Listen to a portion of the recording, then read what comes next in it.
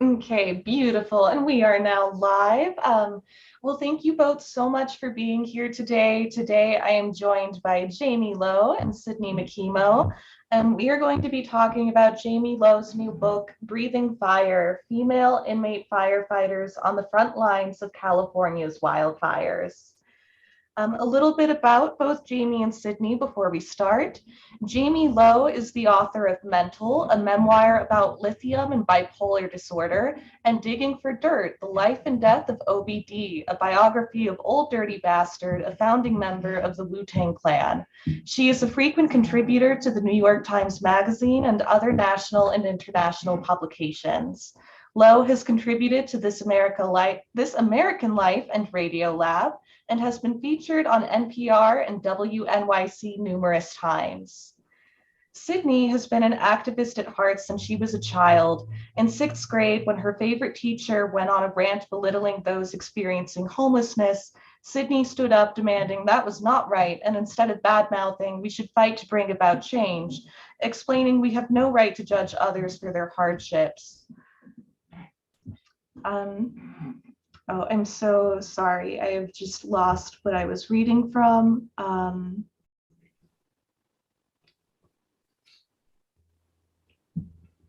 Okay, and we are back.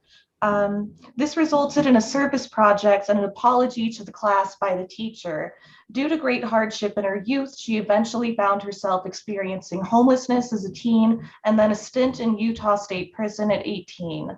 Regardless, her activism continued, and at age 19, she organized the running program at the Women's State Prison facility in Draper, successfully arguing that women prisoners needed the same time and access to physical recreation that men did. She also secured healthier menus for women prisoners, explaining that access to healthy food was essential to their recovery and their success upon leaving those walls. Based in St. George, Sydni travels throughout southern Utah to meet new partners, organize events, and keep a lookout for potential ACLU legal cases. Her activism continues with a passion for criminal justice reform, racial justice, immigrant rights, and social justice as a whole. When she's not working, she loves canyoneering, hiking in the desert, running trails, and instilling the value of always standing up for others and her two children. And I would just like to say, if you enjoyed the conversation tonight, please consider supporting Jaime's work by buying a copy of her book, and please consider supporting our bookstore by buying it through us. I'd also like to encourage you to donate to your local ACLU. That, of course, for us is the ACLU of Utah, and I will also leave a link where you can do that. We're going to be ending tonight's discussion with a 10 to 15-minute Q&A, so if you have any questions for Jaime or Sydni, please drop them off in the YouTube chat box. And without further ado, I'm going to turn the time over to these two lovely women. Thank you both so much for being here. Hi, thanks for having us. I really appreciate it. Ditto. So Jaime, I think you're going to be doing a bit of reading first. Is that correct? That's correct. I'm going to do a very short reading. Don't want anyone to be in excruciating pain over Zoom, but I will.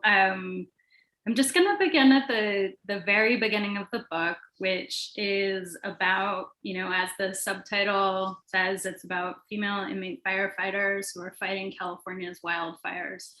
And I came to this story because I read an article in the LA Times that was about a 500-word piece that loosely described the death of a woman who was incarcerated who died while she was fighting a fire. And it described this program of incarcerated firefighters that I had no idea existed in California. And I felt a little bit of shame that I didn't know that it existed, but also didn't know that up to 30% of the wildland crews were actually made up of incarcerated people.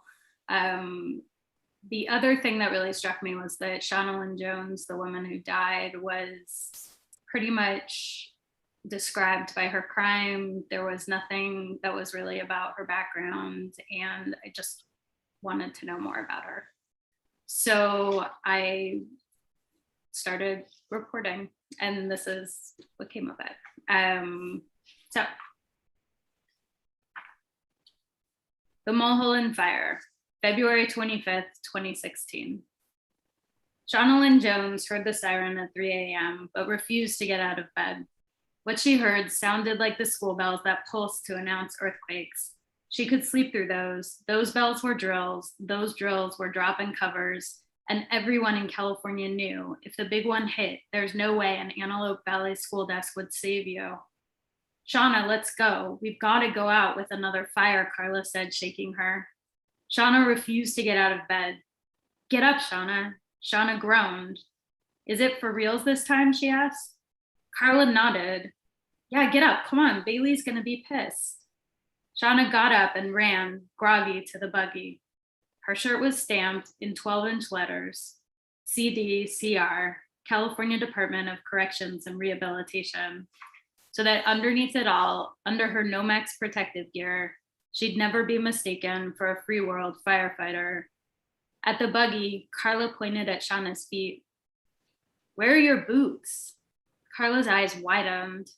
Shauna was shoeless. She had raced out in a dream state. Was she imagining the siren? Was she actually even running to the buggy? Was she in jail? Was she a firefighter? Was she back home in Lancaster? Was she at the biker bar her mom managed in Antelope Valley? Was she skateboarding? Was she jumping into Shaver Lake on a hot day? She didn't know what the fuck was going on. She groaned and asked again, is this a for reals fire? They had to treat every alarm as real. They had to rush to the buggy every time. It was their job. It was why they got paid the prison salaries of $2.56 a day and $1 an hour when they were out on the line fighting fire. Shauna had barely seen flames before, but she was itching to. She kept saying she wanted to fight in out of county, when crews would travel across county lines and assist statewide efforts, sleeping outside for up to 2 weeks at a time, sometimes longer. Shauna held her black dirt cape boots in her hands, but hadn't yet pulled them on and laced them up. They looked just like the kind of shoes correctional officers favor, white smoke jumpers. They were heavy black leather with winged wooden heels. New girls always complained about the boots and the blisters that came with them. It was dark, red and white lights flashed. She made the crew late. The foreman, Don Bailey, was waiting. Shauna made the crew late a lot. She often came out of the barracks sloppy, shirt untucked, shoes untied, disheveled in a way that would often warrant punishment. The crew would get harder work the next day, but Shauna and Bailey had their own rapport. He wasn't as strict with her. Everyone could tell he liked her. And anyway, it was his last day with Crew 13-3. After this, he'd be promoted to captain and transferred, and they'd have a new foreman. He told Shauna to hurry up. It had been the third, fourth, maybe fifth alarm of their shift. Around 10 p.m., when inmates had to be on their bunks for final count, the crew had just assumed it wasn't their night to catch a fire. They toasted pizza pockets, got ready for bed, but stayed dressed in their oranges, just in case they caught a call. Thank you. Thanks for sharing that. Yeah. So I'm just going to say, be really transparent here and mention that as we're going through that again, and you're describing this experience, this very personal experience that Shauna's having and how real it is, it would be there. It could have easily been the story of someone that was just working on these fires, not as an inmate, but there was some very clear distinctions. And it's interesting because one of the distinctions that you talk about is the pay disparity, and someone that is working there by their own choice. Well, I should say working there as a free person and working there as an incarcerated individual. And I want to kind of go into that a little bit, like talking about the pay disparities, or, some of the, like the lack of training or different things that go into this book. But before we do, when you first started to write this book, when you first started saying, I'm going to go, you read this very little piece in the newspaper, and you're like, I'm going to go and investigate this and write on it. Was your intention to find the personal, or was your intention to really bring about the systems that you were seeing? Because in the book, it really shows a lot on both ends. So I was wondering, what was your goal initially? Well, thank you for saying that, because I want both to come through. But my goal probably with every story I do is to show the personal. I believe that if you can tell a human story, if you can tell a personal story, you can get across these very complicated societal failures and these issues that I think people can understand but gloss over. But I think when you have an emotional connection to somebody who is deeply suffering or even not suffering, when you can just see a person as human, that you can connect more with what an issue is and you can see that issue for what it is. And so this was actually my second feature for the Times Magazine.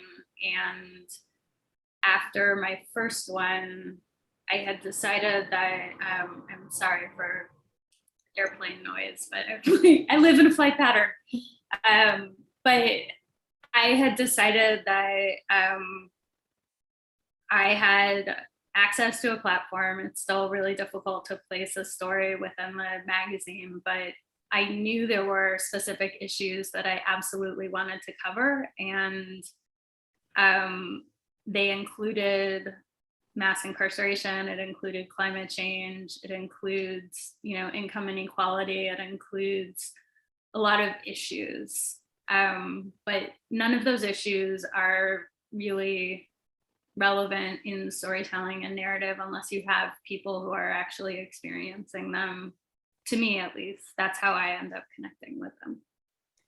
Yeah. So, I mean, what I'm hearing is you're saying we can talk about these broad issues, but if we don't actually give faces to the people that are being impacted, what are we what are we doing to fight? Like, who are we fighting for? Is that what you're saying? Like, you're providing this face and this real life story, especially in contrast to what you had initially seen, where she was just portrayed as a body, an inmate, a criminal.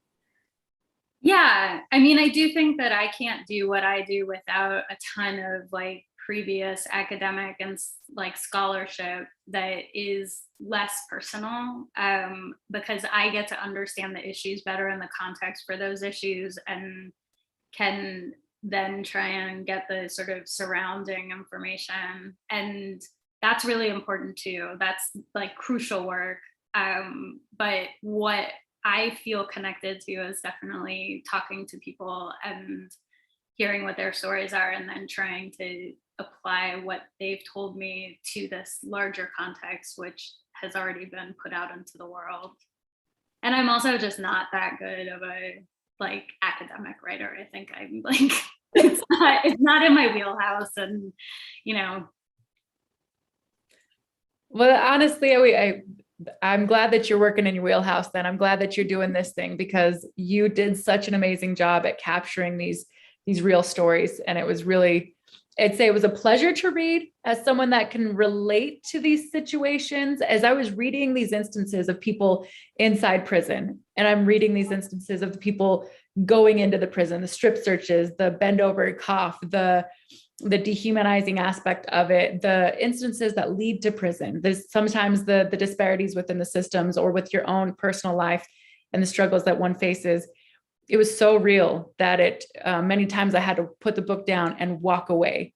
So very powerful in a way that you were able to capture these stories. But one of the things that stood out to me too was also how these humans are used to uphold these systems. So going back to that pay, you had mentioned earlier, and so inmates put their lives on the line to fight fires. It was for $2.56 a day, and then $1 an hour that when they were actually fighting the fires, is what you were saying, right? And then, but every time there was that discussion about pay, that it kind of would get overlooked. But you said eventually it got to where it got increased to where it was $5 a day, right? And $5 a day. And I thought about also the lack of training. And so there was these major disparities compared to those that were incarcerated and those that weren't. What were some of them that really stood out to you, aside from, or even maybe if it was the pay, the training, what stood out to you the most?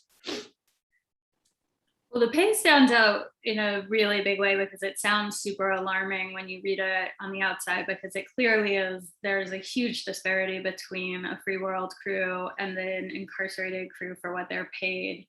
But within the prison industries in California, it's actually among the highest paid jobs. And so it's really sought after because you can walk away with, hundreds of dollars in your pocket, which is actually a significant amount of money to re-enter with. And it's something that I think is a driving point for a lot of people who are incarcerated to want to be able to earn that money and to be able to buy stuff off their books. And it's a little bit of an opportunity. But it's still shockingly low pay. It's still for what they're doing. They're putting their lives on the line. They're, suffering bodily injury with almost every fire and stuff that they have to live with for the rest of their life. So one woman, really, like, I could hear the desperation in her voice when she was like, I just want people to know that I hurt my back so severely fighting a fire that I can never work certain jobs again now that she is back and she is re-entered into, she's left the incarceration system. And that's really striking because there are so few opportunities when you have a criminal record. And then when you have those, by basically saying your physicality is somehow, less than, like, you can't access your back. That was really striking. In terms of the training, there was one story that both Sean and Lynn Jones's mom told me, but then also her Bucker, Carla, who told me, which was before she passed away. She actually was practicing with the saw. She was carrying a chainsaw around, which is another 20 pounds on top of what you have with your pack. And she just didn't, she was practicing, so she was training, but she didn't know how to carry it. And the hills in Malibu are treacherous, whether you're on a fire or not. They're sandy, they're steep, they're new mountains and difficult terrain. And she totally just bit it and fell and rolled with her chainsaw down a mountain. And, part of that is she didn't have that training. And, that could have ended with her leg being cut off, as it has with several male inmates who have had different arteries cut. And it's a dangerous job, whether you're a free world firefighter or an incarcerated firefighter. Firefighting is one of the most dangerous, physically, mentally taxing jobs there is right now. Well, yeah, especially considering everything that's going on with climate change, and how you had said something that was really interesting in there about the, I think it was a foreman you were talking to when they were talking about fire season and how it used to be, I can't remember how many months he said it used to be, but now he said it was 14 months now. Is what he said? 13, but yes, it was actually Thomas Pine, who's an ecologist, and he's actually a really great writer about fire. And he, it used to really start May, June, and end in like November. And weirdly, and maybe not weirdly, but the forestry crews, like the wildland federal crews, are still seasonally hired from like April, and then they're let go in November. So like when we talk about what incarcerated crews make, their wages are ridiculous, obviously. But then federal forestry crews make $13.30 an hour, and they have no benefits. They have, they make actually less than most fast food workers nationwide, because there's, Fight for 15 has brought up a lot of the minimum wage to $15 for fast food workers.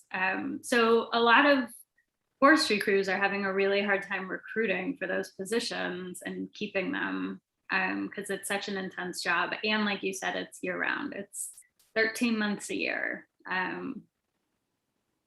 Yeah, I can't imagine the toll that that this is taking, regardless of your situation, be it that you're free or that you're incarcerated, and you're trying to this constant call of the fires. I can't imagine how that must be. So I'm wondering, so one of the things you had talked about was how, so the Supreme Court, let me get my thoughts. The Supreme Court had told California, like, you better check it. The overcrowding within the prison population, you need to do something about this. And I think it was Kamala Harris at the time was the AG. And you said that, they were talking about early releases, allowing people to apply for early releases. And she had said that right now in such a hard fire season, that's going to really impact us and mean that we have less bodies to go out there and fight fires. And we see this right now in the economy, especially where jobs are hard to fill because of low wages. And so I can see that happening in that situation. And oftentimes our solution, especially in this case, is to just keep incarcerated bodies there.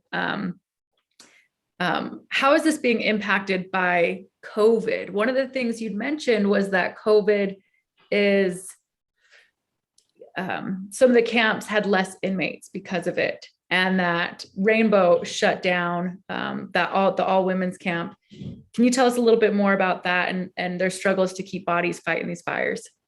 Sure. The pandemic had a severe effect on the incarcerated crew program, on the fire camp program. They essentially, what happened was the opposite of what went on during Kamala Harris's time as an AG, which was that Governor Gavin Newsom at the beginning of the pandemic was trying very hard to release as many people as possible who were deemed by CDCR as low-level risk candidates, or low-level crime, I think they call it, and which never makes any sense. It all is jargon and doesn't actually mean anything, but there is a category of people who are incarcerated in CDCR. Those same people are the people who would qualify for camps. So at the beginning of the pandemic, Newsom released about 8,000 people, and that severely impacted how many firefighters from CDCR were available. The other thing that happened is that CDCR really, because they have a horrible, also the Supreme Court deemed it cruel and unusual track record with their healthcare. They're terrible in terms of how they provide healthcare. And within the pandemic, COVID spread because of transfers, because they kept people working in laundry, they kept people working in kitchens, infection rates were so high. And that's what was reported by CDCR. It wasn't a third party that was doing that. And I know from people that I know are still inside who would tell me, all of Sea Yard is shut down because there's 500 girls are infected right now. And, it was numbers that we weren't hearing. And so it's really impossible to know exactly what was happening, but we do know that nobody was actually training to go to fire camp and nobody was transferring to fire camp. One of the interesting things about that is that what you mentioned before, where there was never, what they said, there was never budget to increase the wages, so Newsom released this group of people and then somehow found budget to hire 1,000 extra seasonal firefighters. So when it became absolutely necessary, there was money to pay people. And of course, that budget was never available if you're an incarcerated firefighter. But if if the state was in these desperate measures, because of also last season was, I think, the worst on record, not in terms of deaths, but in terms of acreage destruction. And this season is setting out to be worse than last season. And I think we will continue along this track. Yeah, I'm not sure what the question was, but I think I answered several questions. I'm sorry, because I there's so much that I'm just trying to. Let me just say, everybody, it was a great book. You need to check it out because I want you to see all the things, and I want her to talk about all the things right now. All right, so we were talking about kind of the disparities in pay, and then which led me to thinking about how they're using bodies from the carceral system to kind of fill those gaps in pay, which I think you really encompassed that with your discussion right there, where you're talking about how, so we saw two contrasting things right there with Kamala Harris and with Gavin Newsom, and how that really impacted things. And then they did have the money, but you said something about it saved the state of California. $100 million a year. And that, it was interesting because there was one review that said that I had said that, but that was directly from CDCR's website. Like, it was actually a boast. It was like, this program is so successful, look at what we do. And it was not something that I had compiled out of, like, it was from them. Yeah. So that's their number. And it's interesting because it's used, like you said, to boast about. I'm glad that it's saving the state of California so many millions of dollars, but at what cost to the humans, But also, California's rich. They had a huge budget surplus. They don't need to save that money on the backs of, like you said, humans. Like, it's a really problematic program for that. Well, I apologize. Did I cut you off? No, Zoom is funny. You can do those things that happen. So one of the things that the CDCR, they were really proud of their fire program. They said it was really effective. And you mentioned this in the very beginning, said that there's no way of actually tracking how it's successful for the inmates. They said it really helps them. It seems like you asked them about that, and they talked about is how much it saves California money, but were they able to provide with anything for you to say this is how it really helps the people fighting the fires? Like, no, it was so telling because they did not keep track of recidivism rates. And the one thing that, if something is deeply successful, if they're doing a great job, if this program is in fact what it purports to be. And part of that is they talk so much about rehabilitation. And when I interviewed the women that I did, there were many positive things that they talked about. It wasn't an entirely negative experience. And that was what made the program so nuanced, was that there was a sense of purpose, camaraderie, and participation, and also this like welcoming into these these neighborhoods that they didn't feel like they were welcome in without being firefighters. And they all talked about that, but CDCR doesn't keep track of the data, and so it's all anecdotal. Several foremen and captains spoke to me about how they would see the same women over and over again who would, get out of prison and then return, go back to fire camp, same program, cycle. So I don't know is the answer. I don't know if it's actually effective. And neither do they. Well, it seems like if it did matter, they might track it, but it brings up that question of, does it matter to them? I think if you were a functioning system, you would think to track it. However, I think so much, if not all, of mass incarceration and incarceration in general is dysfunctional and a disservice to society, that it's not even that they don't intend to track it. It's that I think it's like more about ineptitude, that they just don't, which speaks volumes also. Yeah. Kind of on that note about value given to those that were incarcerated while they were fighting these fires.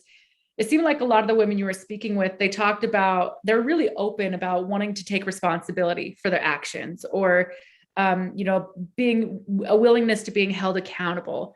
Some of them would talk about, I know what I did was wrong, or, I know this thing. And then some of them would say, I played my part in this. However, these systems were at play, even though maybe they didn't word it that way. Do you think that working in these fires kind of, that this was a way for them to find that meaning, to redeem themselves? There was one, what was her name? Was it Lori? There was the woman that you spoke to that she did this at the time, took this to the time that she could really throw herself into it and almost redeem herself for being away from her kids and all of that. Can you talk a little bit more about that? Sonia. I think Sonia, that's what it was. Yeah. Thank you. Yeah, I think for some, there's a real spectrum for how people reacted to the program. And it really depended on how much you participated, how much there was buy-in, like what it felt like to be on the line for you, where you started and where you ended, what you were dealing with beforehand. I think that there was a sense of redemption, although I feel like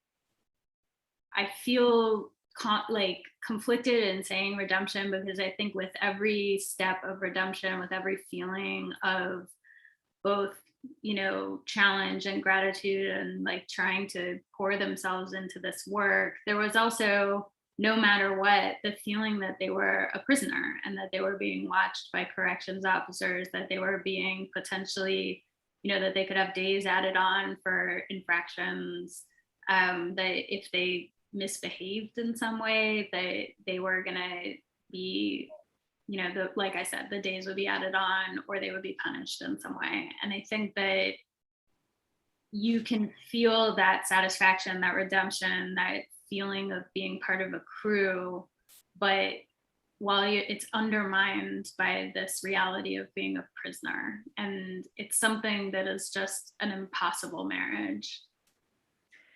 Almost as if to say, how is one to like regain their humanity, or I don't want to say regain their humanity, but I guess regain their connection to living this life away from, like if you had come from drug abuse or you'd come from some kind of trauma and found yourself incarcerated, and you were using this as a way to find your way back, to find some stability, as some of them had talked about, while constantly being dehumanized, that just undermines that whole thing.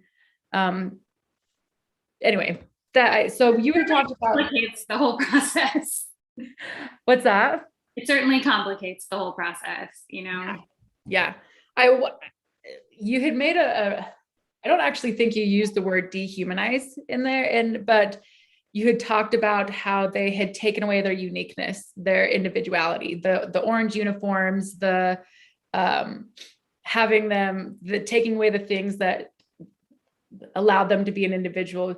You had talked about how when you saw Selena again, and she had makeup on and she had, her eyelashes, and she was really, you said she was unrecognizable.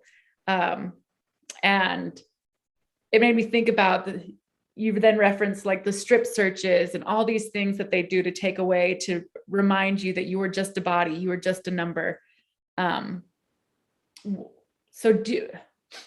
see, which of these things, how do I say this? Of the things that you saw, of the entire process, you had just said earlier, it's kind of this whole process, but where do you think the dehumanizing, if that's what you would call it, begins, and where does it end? And where do you think it has the hardest hit? That's a really tough question, because I think it is truly an individual trajectory. If I were to talk about mass incarceration specifically, I would say from beginning to end, it is a dehumanizing process. I think it is intentionally dehumanizing. And I think for women especially, it's something that is triggering in a way that creates sort of a cyclone of PTSD and of these like feelings and anxieties that make it harder and worse to then try and re-enter afterwards. And that's from interviewing people. It's obviously, it's not from my personal experience, so I can't speak to that. But from what I saw and from what I understand the system to be, it seems like it's very specifically tailored to feel like that you are meant to feel less than, almost like an animal, like your rights are completely taken away, and that you're not deserving of physicality or love or any type of basic human rights. I mean, I think that the mass incarceration in general is a human rights violation. And I think that it is a societal and spiritual failure.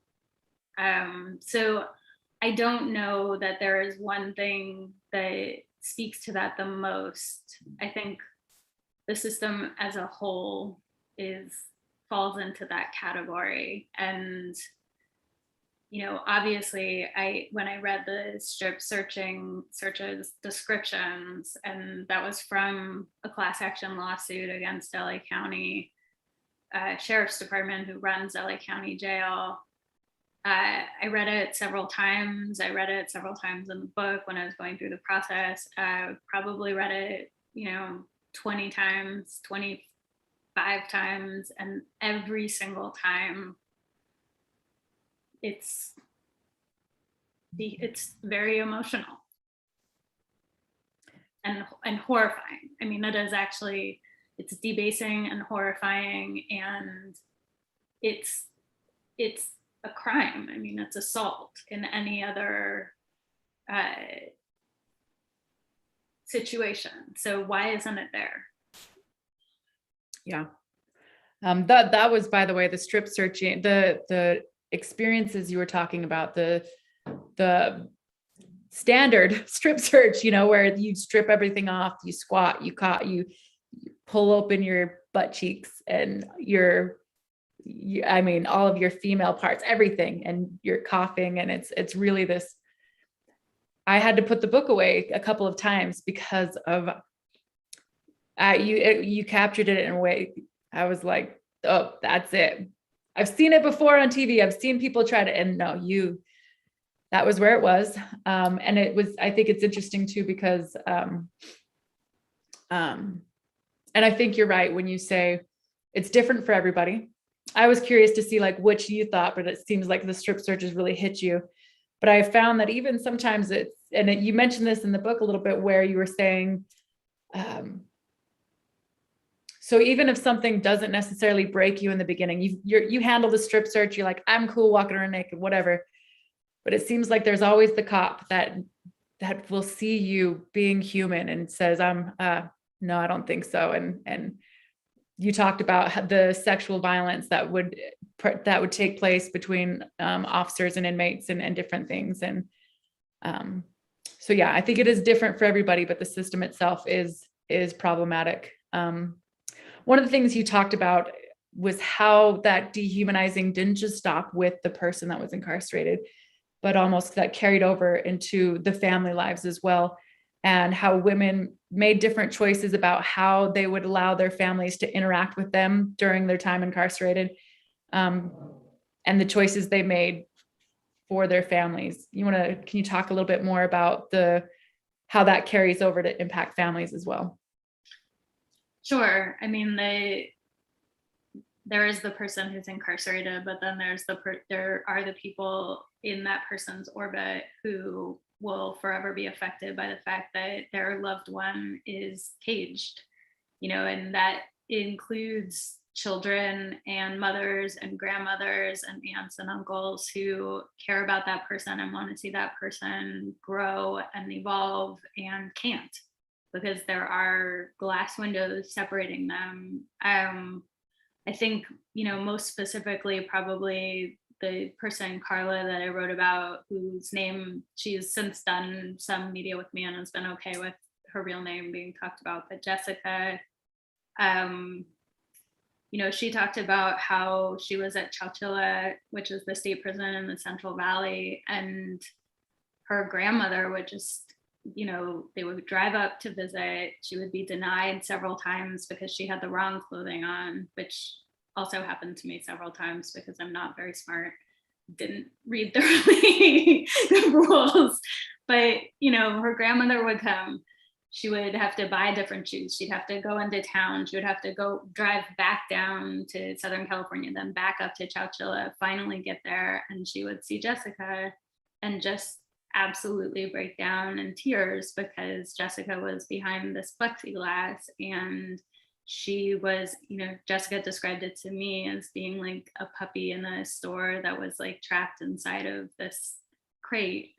And to her grandmother, that was one of the scariest things she could see. And so she just would cry uncontrollably. And that was the sole motivation for Jessica to apply to fire camp. She kind of had figured out Chowchilla a little bit for herself. Like she was sort of okay. She was almost wistfully describing a flea market where people would sell airbrushed pillowcases and handmade dolls. And she kind of had it figured out, but she could not handle her mom and grandma visiting her. And so she transferred to Malibu and trained to be a firefighter. And she was actually Sean Ellen Jones's partner and was like right there. And then,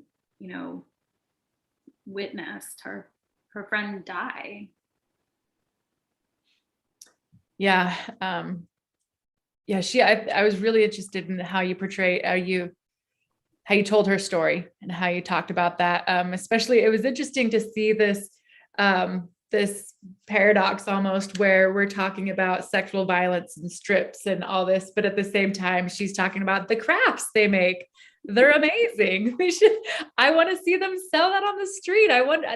They'd do so well because I think it was, they're doing this out of scraps. And so it's interesting. It's interesting to see how people do learn to navigate these systems really well. I think we need to open up time for people to ask questions. I could talk to you all day, but Same. I won't be selfish. So I'm next time I'm in St. George. Yeah, I will take you to a really nice restaurant, I promise. And I could even take you up to Zion. You'll love it. I do love Zion. Okay. Well, thank you both so much for that really thoughtful and difficult but important conversation.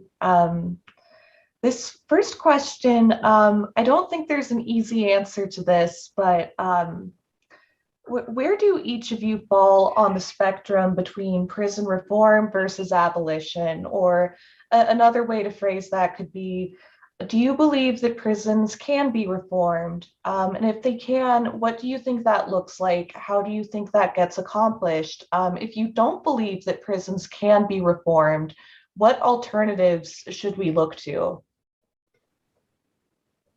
You want to take that? That's a great question. It is a great question, and one that I have a very paper thin answer to, which is that from what I understand of abolition, I would lean towards abolition because I believe that the systems we have in place right now are so ineffective, so broken, and actually detrimental to society, and they cost so much that supporting them and reforming them in some way is not actually going to do anyone any favors. I don't think abolition means that there is absolutely no prison. I think that it's an evolution, but that's where I stand. I would say the Ruth Wilson Gilmore sort of school of thought. And I'm going to agree with that in a big way. These systems, this whole prison industrial complex and the supporting systems around it were built on problematic systems of racism and white supremacy and the systems themselves. So it's this bedrock of harm and dehumanizing these people to meet an end that is in itself harmful. So to spend endless amount of time and dollars to fix the system that say people are like, oh, the system's broken. No, honey, the system is working as it was intended. So remove the system and do something new.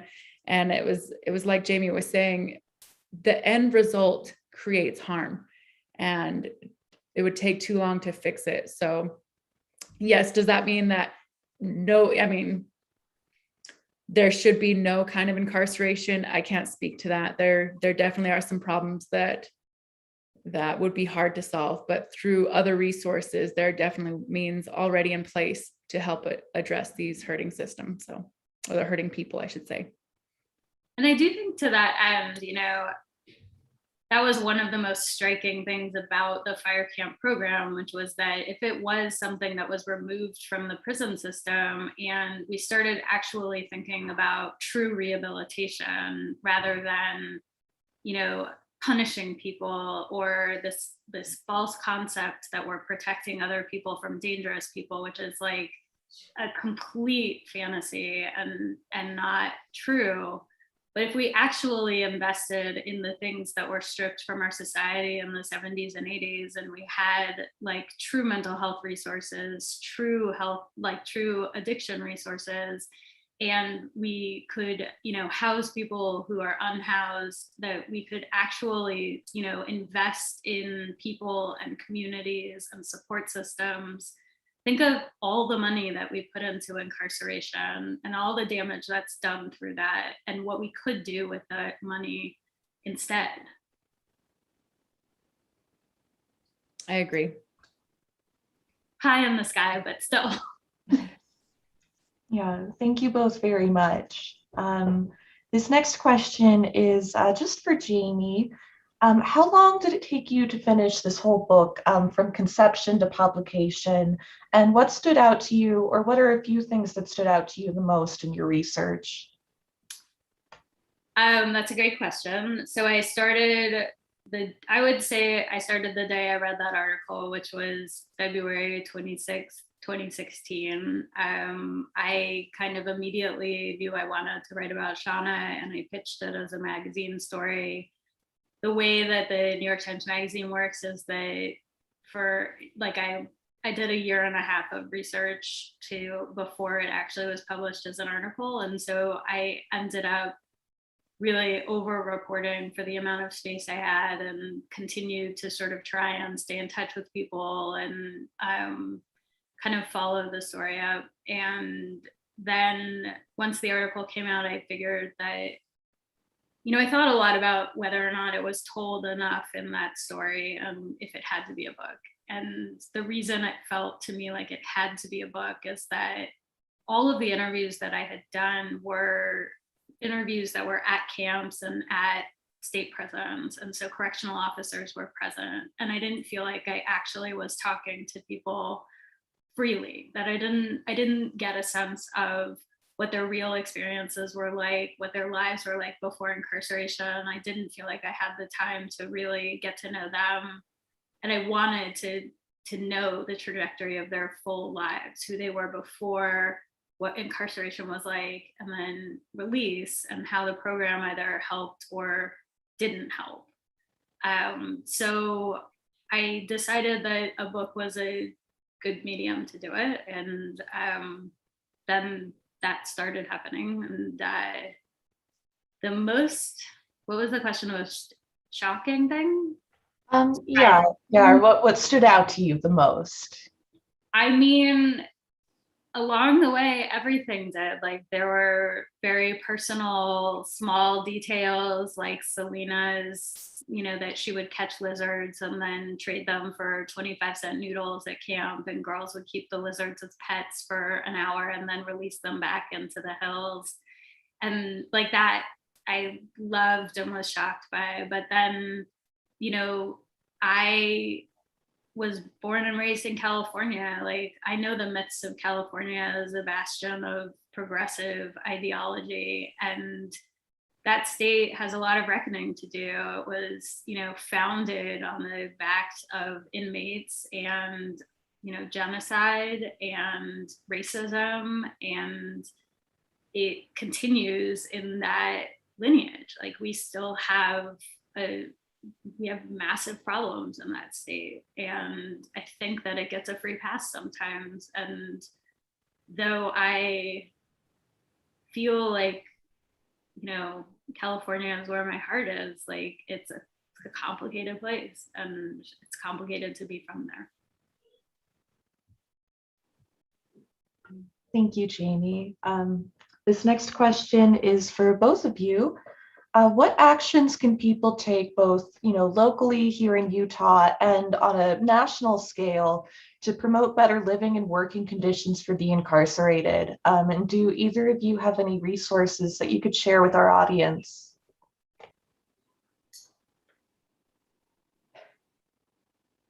Support the ACLU of Utah. Yeah, I'm actually, so to actions that we can take. So we love to jump into action. That's one of the first things we're like, this thing is horrible. What can we do? And I always think I want to encourage everybody to take a step back. And there's this huge education piece that is really helpful. So reading this book, for example, was for me very educational. And this is from somebody like, I spent years in prison. I feel pretty confident with how the system works, especially here in Utah. And then I've spent years fighting for criminal justice reform. So I mean, I'm pretty good. Racism, all this stuff, like I'm on it. But this book was really great at helping me to see, especially like you were saying, California has this reputation. I'm like, oh, it's great, California. But hearing about the history and the systems of oppression that have been in place for so long and how it still benefits my life when I go and I drive on those amazing roads through these mountains that I'm just so grateful to be through. So take a moment and allow for that education to happen. Read these books, watch some documentaries. 13th is great. Check it out on Netflix. Read this book. Once you have and what's great is go talk to people, like meet some people that are getting out of prison. I know how, I don't know, but trust me, every single family has that black sheep. We all have them. They are there. Find your friend, your family member that's experienced drug addiction, homelessness, hard times. Get to know them, see them as the person, and then ask them about some of the hardships they are personally facing. Look at how hard it is to get a job. It was so hard for me to find a job, to find a place to live. Get to understand those things by talking to people. And once you know somebody and your friend or your loved one says to you, it was really hard for me to find work, then find out who your local representatives are and call them and tell your friends. So it starts with the education, and then the action is being really loud and asking yourself what your sphere of influence is. So you first start with yourself. That's the education piece. Then your sphere of influence is whoever you're in contact with. Who do you go to work with? Who do you see at church? Who are your neighbors? Tell them, oh my gosh, I learned this thing. Read this book. Here's this thing. Have this conversation. And then we're calling our lawmakers. And then call me at the ACLU and say, Sydney, I need to volunteer. And I'm like, great, I need volunteers. So you can go to the ACLU, you can volunteer, you can donate, you can get involved with, there's organizations that help with like needle drives. So think of people that are deeply impacted. Think of those that are those that are living, those that are criminalized for behaviors that aren't necessarily like homelessness, drug addiction, that kind of stuff. Interact with these people and see how you can help prevent them from going to that place, and then talk to your lawmakers. So it all comes back to the education, get to know people, see them as humans, talk to your lawmakers. Those are the steps.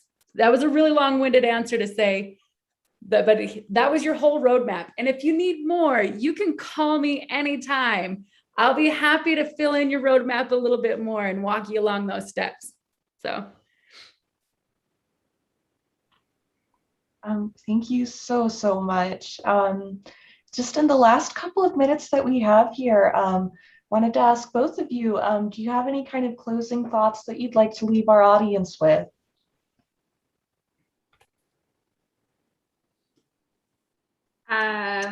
It was such a great conversation to have with you, Sydney. And I'm really grateful that, you know, you were willing to do it and that you asked the questions that you did. And thank you.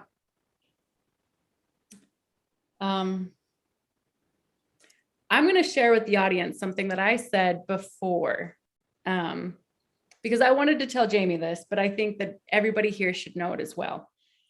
I said to her, I was super grateful. So being someone that's been incarcerated, I'm fascinated with the criminal justice system. However, I hate to watch prison shows, movies, that kind of stuff, because it's so glamorized and it really takes away from the experience that people are having, the oppression, the trauma.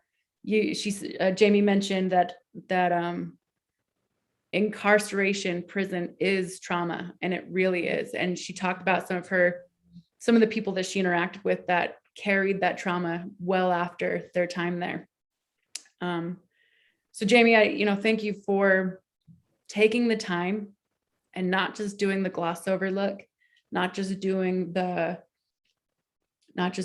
Hollywood look, but when I read the book, I had to walk away many times because it was too real to me. It was too painful for me to re-experience a lot of those traumas again. And I don't say that in a way to hurt, but to say thank you for actually bringing that story to a way that the general public can see it. Because when we glamorize it, we don't see the actual harm that it's causing people. And so we don't change it. So I thought it was a really powerful book to be able to do that. So I'm really grateful to have this opportunity to speak with you and get to know you on that level. And I'm really excited for people to read your book. Thank you. I'm both deeply sorry that you had to go through all of that in terms of reading it again, and also a little bit glad because it means I did the job. So I appreciate you saying that, and it's deeply meaningful. So I'm sorry and thank you. Well, thank you both so much for this beautiful conversation. This has been Jaime Lowe and Sydni Makemo. The book is Breathing Fire. I will leave a link where you can get your very own copy. Please check it out. It's a fantastic book. And I will also leave a donation link for the ACLU of Utah. And I hope that you both have a wonderful rest of your night. Thank you so much. Thank you very much. Thanks for facilitating this. And thank you, Sydney. It was such a pleasure. Well, pleasure is the wrong word, but it was an amazing conversation. I agree. Thank you. Thanks, Salem. Yeah, thank you. Good night.